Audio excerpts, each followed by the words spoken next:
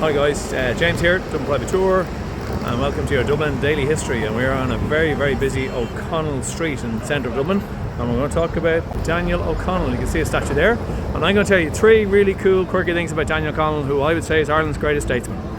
First thing, it has been claimed by some that this man started the concept of a peaceful protest.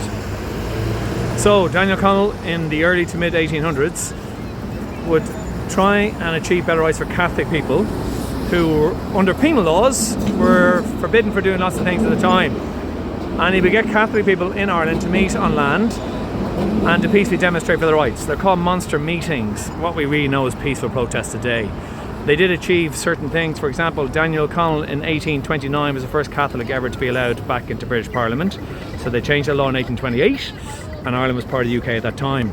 People like Martin Luther King and Mahatma Gandhi, prominent in the 1900s, or that they were inspired by our great statesman Daniel O'Connell. Second cool thing is Daniel O'Connell's relationship with a man called Frederick Douglass. Now Frederick Douglass, but he is a man very influential, important in USA history, a black man who fought very hard for the achievement of better rights for black people in the United States and had a big influence over Abraham Lincoln, the president who did abolish slavery.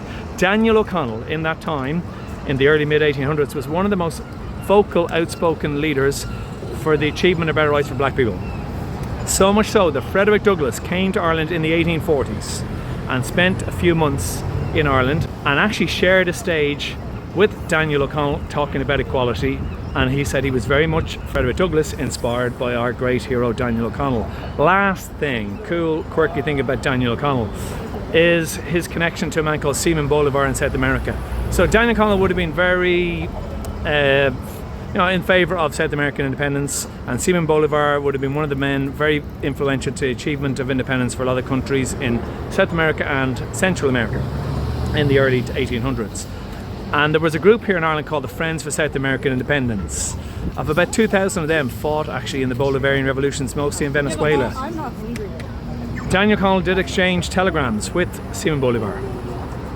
And the most quirky thing of all, Daniel O'Connell's son Morgan O'Connell, I think in the year 1820, 1821, actually spent a year as a 15-year-old in Venezuela fighting in that revolution, which is pretty amazing if you think about that at that time. There are your three really cool things regarding arguably Ireland's greatest statesperson, Daniel O'Connell. And just to tell you, look up DublinPrivateTour.com if you want to learn more about these things, and feel free to like, subscribe, share the video, and keep an eye out for these Dublin Daily History videos.